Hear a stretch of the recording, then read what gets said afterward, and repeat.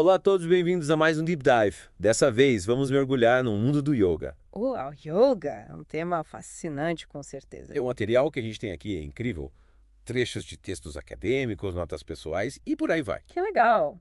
Já tô curioso para saber o que vamos encontrar. E preparem-se, porque a coisa fica interessante. Tem sons místicos, o conceito de imortalidade, técnicas que parecem ter saído de um filme de ficção científica. Nossa, parece que essa imersão vai ser épica. Para a gente não se perder nas nuances da prática do yoga, vamos começar estabelecendo uma base sólida. Boa ideia. É sempre bom ter um ponto de partida.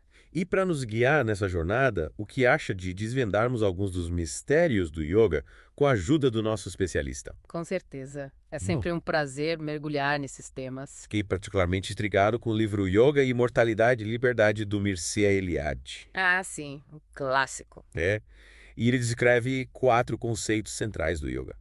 Você poderia nos ajudar a desvendar um pouco esses conceitos? Claro, o Eliade apresenta esses conceitos como pilares para entender o yoga.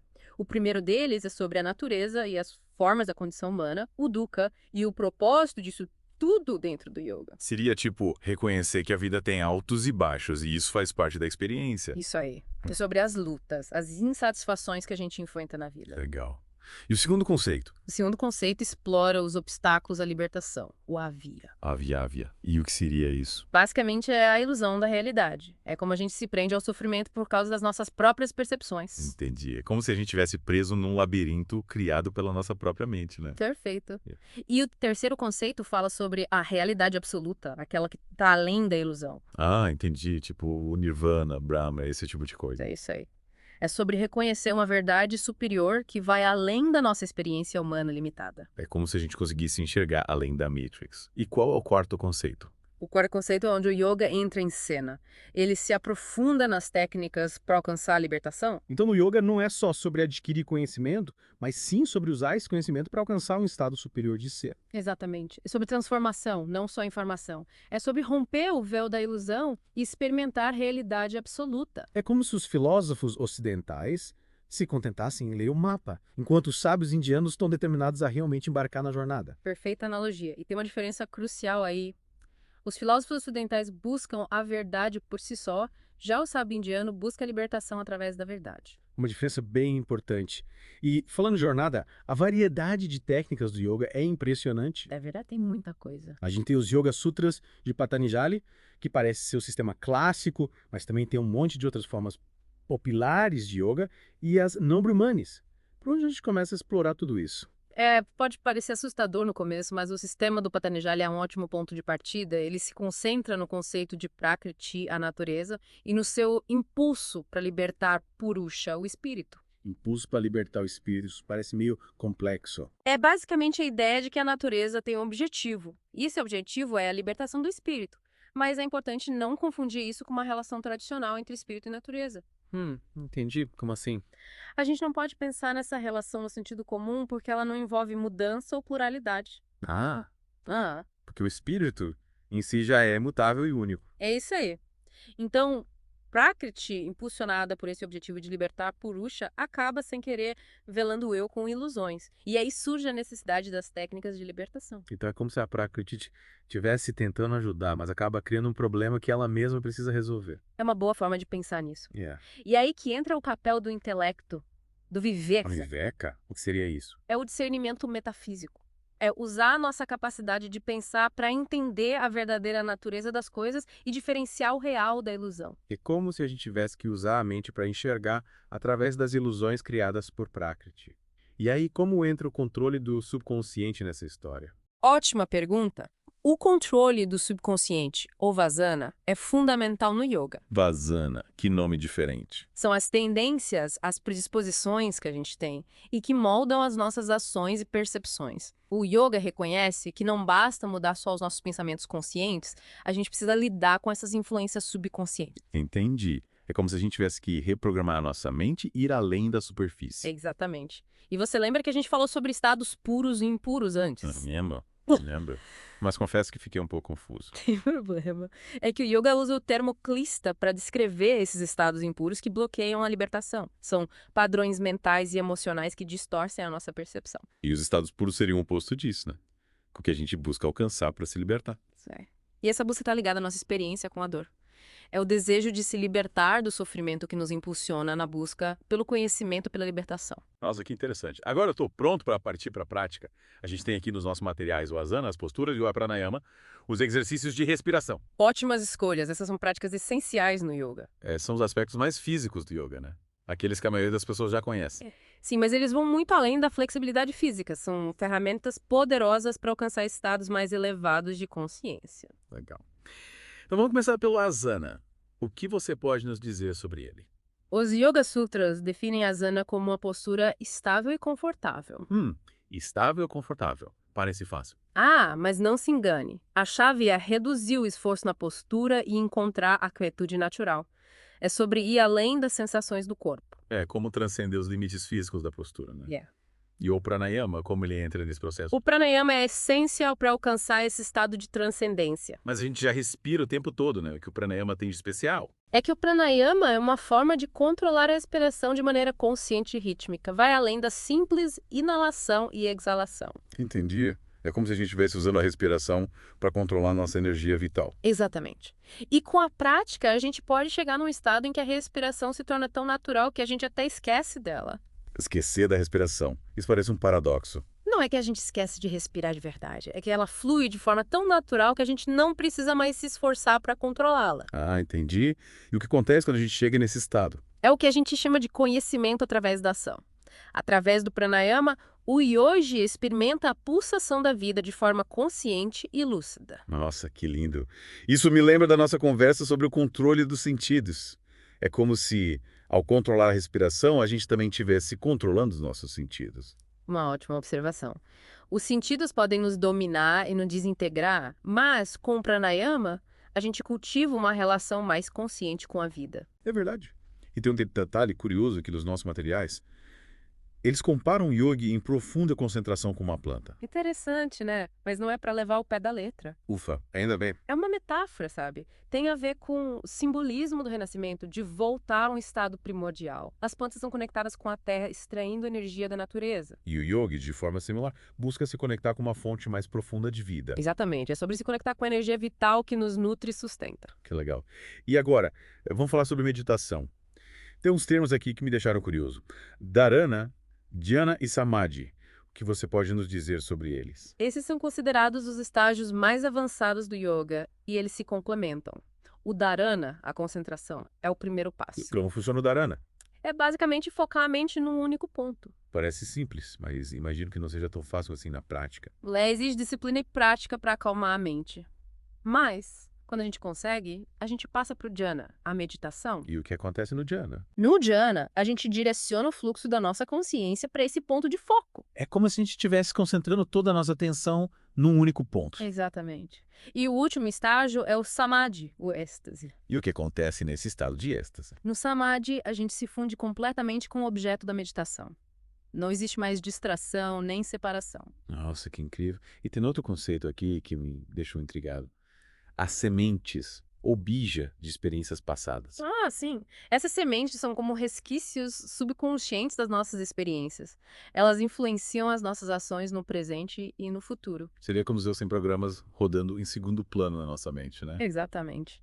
E através do dhyana, a gente consegue acessar e entender essas sementes. E no samadhi, a gente transforma esse conhecimento em posse. Posse? Como assim? É como se a gente integrasse a sabedoria dessas sementes, se fundisse com o objeto da meditação. E essa técnica pode até nos levar à compreensão de vidas passadas. Nossa, que interessante. Mas aí tem uma coisa que me deixa confuso. Os nossos materiais dizem que o yoga humano é superior às condições dos deuses. Como assim? É uma observação perspicaz. Para entender isso, a gente precisa falar sobre cosmização. Cosmização, mais um termo complicado. Calma, é mais simples do que parece. A cosmização é a transformação do caos da nossa vida mental num cosmos, um sistema organizado e harmonioso. Então é como se a gente estivesse criando ordem a partir do caos dentro da gente. Exatamente. E é esse processo que torna o yoga humano tão poderoso. É uma jornada de autoconhecimento e autodomínio, um esforço consciente para se alinhar com a ordem universal. Faz sentido. É como se a gente estivesse elevando a nossa consciência a um nível superior. E você mencionou que tem exemplos de como o yoga se manifesta na cultura indiana, né? Sim. Um exemplo interessante é o conceito de sacrifício, como no ritual védico Agnikayana. Agnikayana, que nome diferente. O que seria isso? É um ritual de fogo bem elaborado que envolve a construção de um altar que representa o cosmos. É como se fosse um microcosmo do processo de cosmização. Então é como usar um ritual físico para representar os princípios do yoga. Exatamente. O ato de construir o altar, com suas medidas e elementos simbólicos, reflete o trabalho interno do yogi de criar ordem e harmonia dentro de si. Que fascinante, é como se a gente estivesse materializando um conceito abstrato. É isso aí. E essa conexão entre o ritual externo e a transformação interna é um tema recorrente no yoga. É verdade. Lembro de ter lido algo sobre isso em relação às posturas, por exemplo. A postura física como um reflexo do estado mental. Exatamente, está pegando o jeito da coisa. E falando em tradições, o yoga evoluiu ao longo de milhares de anos. Sim, a gente tem as raízes védicas, mas também tem as diferentes escolas de yoga que foram surgindo ao longo do tempo. É verdade. E a gente já conversou um pouco sobre algumas delas, né? Sim, a gente falou sobre o Raja Yoga, o Hatha Yoga, o Jnana Yoga, o Bhakti Yoga e o Karma Yoga. Isso aí. Cada uma com sua ênfase e abordagem, mas todas buscando a libertação do sofrimento e a conexão com o divino. É incrível como essa sabedoria milenar se ramificou em tantos caminhos diferentes. É verdade. O importante é encontrar o caminho que ressoa com a gente, que se alinha com as nossas necessidades e aspirações. Concordo. E por falar em técnicas específicas, eu tinha mencionado o Nyasa, né? Aquela técnica de projetar mantras em partes do corpo. Assim, o Nyasa é uma prática fascinante que mostra a conexão entre o físico e o sutil no yoga. E como funciona o Nyasa? A gente visualiza sons ou mantras específicos sendo colocados em diferentes partes do corpo, geralmente nos chakras. É como se fosse um mapa sonoro do corpo usando o som para ativar áreas específicas e equilibrar a energia. Exatamente. É uma técnica muito usada como preparação para meditação. E muitas vezes ela é combinada com visualizações e mudras. Mudras. O que são mudras? São gestos com as mãos que potencializam os efeitos do Nyasa. Que interessante. E a gente também falou sobre o Maituna, né? Aquela técnica que envolve sexualidade, mas não no sentido convencional. Sim, o Maituna é sobre a união de opostos. Como assim? É sobre unir as dualidades dentro da gente, como o masculino e o feminino, o sol e a lua, o consciente e o inconsciente. Seria como alcançar um estado de completude e integração. Exatamente. E é aí que entra o conceito de Kundalini. Kundalini. A gente falou sobre isso na última parte, mas eu ainda não entendi direito o que é. Kundalini é uma energia poderosa que reside na base da coluna vertebral. E através de práticas específicas, a gente pode despertar essa energia e guiá-la para cima pelos chakras. Então seria como ativar um poder interior adormecido. Isso aí. E em algumas tradições tântricas, o Maituna é usado para despertar e guiar a energia Kundalini. Nossa, que interessante. É muita informação para processar. O yoga é um universo de conhecimento. E a gente ainda tem muito para explorar. Com certeza. Mas por hoje, acho que já deu para ter uma boa noção da riqueza e da profundidade do yoga. É verdade. E espero que essa conversa tenha despertado a curiosidade de vocês para continuar explorando esse mundo fascinante. E aí, pessoal? Prontos para continuar nossa imersão no yoga? Com certeza. A gente estava falando sobre cosmização, né? Transformar o caos em cosmos dentro da gente. Isso aí. E a gente parou naquela ideia do yoga humano ser superior até que a condição dos deuses. Isso me deixou curioso. Por que o yoga humano seria mais poderoso que o divino? Lembra que a gente falou que os deuses já fazem parte da ordem cósmica? Sim, eles meio que já estão na linha de chegada. Exatamente. Já os humanos, a gente começa do zero, com um monte de desejos, emoções, pensamentos bagunçados. É tipo um desafio extra, né? É isso aí. E é justamente essa transformação do caos para a ordem que faz o yoga humano ser tão poderoso. Entendi. É como se a gente tivesse que ralar mais para chegar lá. É tipo isso. E essa ideia do potencial humano é central no yoga. A gente reconhece a centelha divina dentro da gente e usa as técnicas para transformar essa centelha numa chama. Legal. E você falou que tem exemplos de como o yoga se manifesta na cultura indiana, né? Que tipo de exemplos? Um exemplo é o conceito de sacrifício, como no ritual védico Agnikayana. Agnikayana. Que nome complicado. O que é isso? É um ritual de fogo bem elaborado que envolve a construção de um altar que simboliza o cosmos. Seria tipo usar um ritual para representar os princípios do yoga. Exatamente. O ato de construir o altar com medidas precisas e elementos simbólicos reflete o trabalho interno do yogi. Interessante. É como materializar um conceito abstrato. Isso aí. E essa ligação entre o ritual externo e a transformação interna aparece em várias tradições yógicas. É verdade? Tipo nas posturas asana. Postura física reflete o estado mental. Exatamente. E por falar em tradições, yoga evoluiu bastante ao longo do tempo, né? A gente tem as raízes védicas, mas também tem as diferentes escolas de yoga. Sim. E a gente já conversou sobre algumas delas, lembra? Lembra? A gente falou do Raja Yoga, do Hatha Yoga, do Jnana Yoga, do Bhakti Yoga e do Karma Yoga. Isso aí.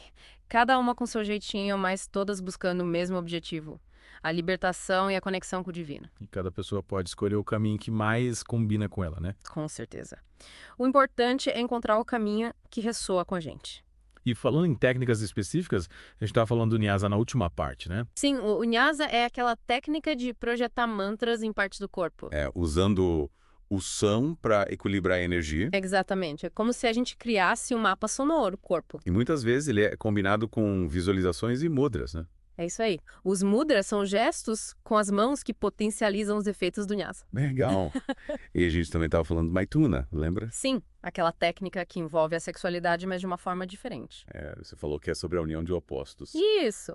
Unir as dualidades dentro da gente, como masculino e feminino, sol e lua, consciente e inconsciente. E alcançar um estado de completude, né? Exatamente. E aí que entra o conceito de Kundalini. A gente já falou disso, mas eu ainda não entendi direito o que é Kundalini. A Kundalini é uma energia poderosa que fica na base da coluna. E com práticas específicas, a gente pode despertar essa energia. Seria tipo ativar um superpoder. É tipo isso. E em algumas tradições, o Maituna é usado para despertar a Kundalini. Caramba. O yoga é cheio de mistérios, né? Com certeza. Mas é importante lembrar que essas práticas são complexas e exigem estudo e orientação. Sem dúvida. E os Siddhis, aqueles poderes sobrenaturais. Os Siddhis. São habilidades extraordinárias que podem aparecer com a prática avançada do yoga. Tipo, levitação, invisibilidade. É isso aí. Mas é importante lembrar que os Siddhis não são o objetivo do yoga. Se apegar a esses poderes pode atrapalhar o caminho, né? Exato. O foco é transformação interna, não a exibição de poderes. Faz sentido. Mas, além das posturas, da respiração e da meditação, que outras ferramentas o yoga oferece pra gente? O yoga é um sistema riquíssimo, com várias práticas e ferramentas. Que tal explorarmos algumas delas na próxima parte? Boa. Tô curioso para saber mais. E aí, pessoal? De volta para a última parte do nosso mergulho no mundo do yoga. A gente estava falando sobre os siddhis, aqueles poderes sobrenaturais. A gente até comentou que eles podem ser uma distração no caminho do yoga, né? Tipo, a gente não pode se deixar levar pelos poderes. O foco é a transformação interior. Exatamente. E por falar em desafios, o caminho do yoga não é sempre fácil, né? Com certeza. A gente vai encontrar obstáculos, dúvidas, frustrações. É normal ter vontade de desistir às vezes, né? A gente pode se comparar com outros yogis, se achar menos evoluído. Ou até se desanimar porque a jornada é mais longa do que a gente imaginava. É verdade? A gente tem que ter paciência, né? Então, o yoga exige disciplina, persistência e principalmente autoconhecimento. E é nesses momentos difíceis que a gente precisa buscar a força interior que o yoga ensina. É aprender a lidar com as dificuldades, com os altos e baixos da vida. E você mencionou que o yoga tem outras ferramentas além das posturas, da respiração e da meditação. Sim. O yoga é muito mais do que isso. A gente explorou bastante os conceitos, as diferentes escolas, mas eu queria entender como o yoga se aplica no dia a dia. Ótima pergunta. O yoga oferece um conjunto de práticas e princípios que a gente pode usar em todas as áreas da vida. Tipo, como a gente pode integrar o yoga na nossa rotina. Por exemplo, a gente tem os yamas e niyamas. Yamas e niyamas. Que nomes diferentes. O que são eles? São diretrizes éticas e morais que nos ajudam a cultivar virtudes. Virtudes? Tipo quais? Tipo a não violência, a honestidade, a disciplina, a compaixão, o contentamento. Nossa, quanta coisa. Os yamas são como preceitos para a gente lidar com o mundo exterior, com as outras pessoas. Os yamas? Os niyamas são mais voltados para o nosso mundo interior, para a nossa conduta pessoal. Entendi. E como a gente coloca isso em prática? Por exemplo, o yama da não violência, o ahimsa, não se aplica só à violência física. Entendi. Vale para como a gente fala, pensa, age. Exatamente. É sobre ser gentil, respeitoso, cultivar a compaixão. E os niyamas? Tem algum exemplo? O niyama da pureza, ou saucha, pode ser aplicado tanto no nível físico quanto mental e emocional. Tipo, manter o corpo limpo, a alimentação saudável. Isso aí.